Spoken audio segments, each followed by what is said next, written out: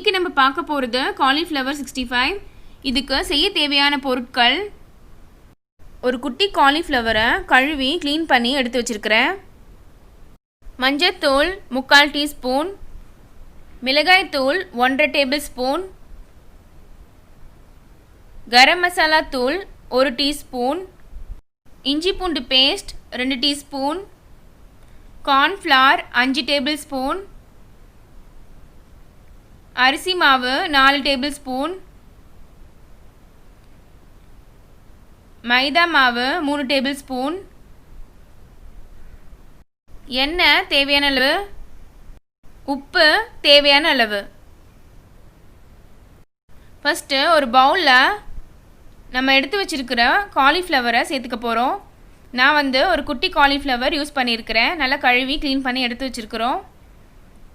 இது கூட நம்ம எடுத்து வச்சிருக்கிற மஞ்சத்தூள் 3/4 டீஸ்பூன்,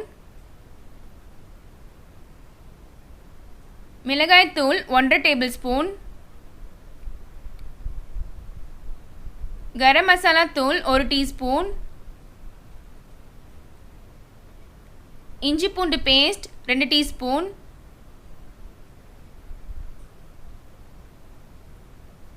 கார்ன்ஃப்ளவர் 5 டேபிள் ஸ்பூன்,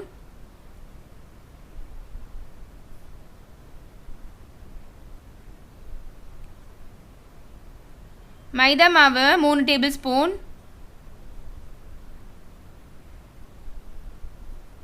அரிசி மாவு 4 டேபிள் ஸ்பூன் சேர்த்துக்க போகிறோம்.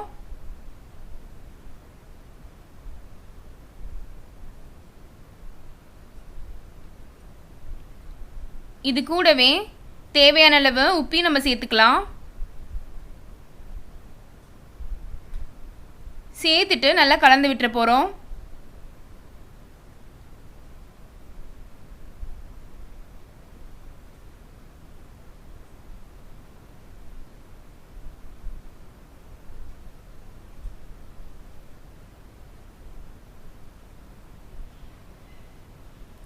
இந்த மாதிரி கலந்து விட்டாச்சு.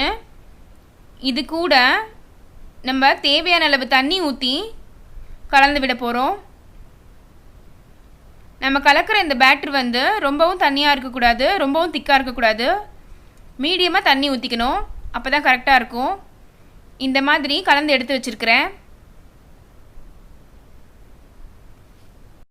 அடுப்பில் எண்ணெய் கடாய் வச்சு நல்லா சூடாயிடுச்சு.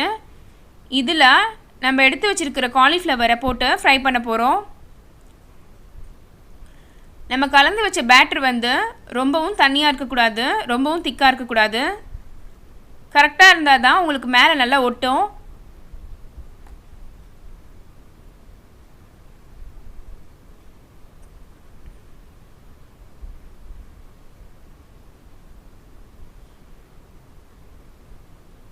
இப்போ எல்லாத்தையும் சேர்த்தாச்சு. ஒரு சைடு நல்லா ஃப்ரை ஆனதும் நம்ம திருப்பி விட்டு இன்னொரு சைடும் நல்லா ஃப்ரை ஆனதும் எடுத்துடலாம். மீடியம் ஃப்ளேமில் வச்சு நான் குக் பண்ணியிருக்கிறேன். அப்போ தான் நமக்கு கிறிஸ்பியாக கிடைக்கும். இப்போ நான் திருப்பி விட்டுறேன்.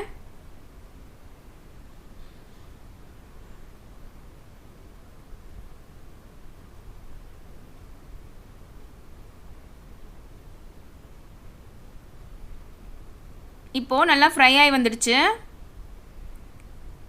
இதை எடுத்துடலாம்.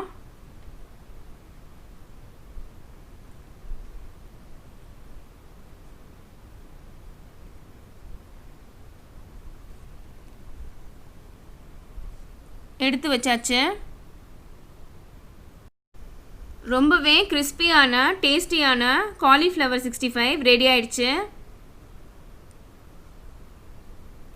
இந்த வீடியோ உங்களுக்கு பிடிச்சிருந்தா லைக் பண்ணுங்கள், ஷேர் பண்ணுங்கள், உணவே உயிர் சேனலுக்கு சப்ஸ்கிரைப் பண்ணுங்கள். தேங்க்ஸ் ஃபார் வாட்சிங்.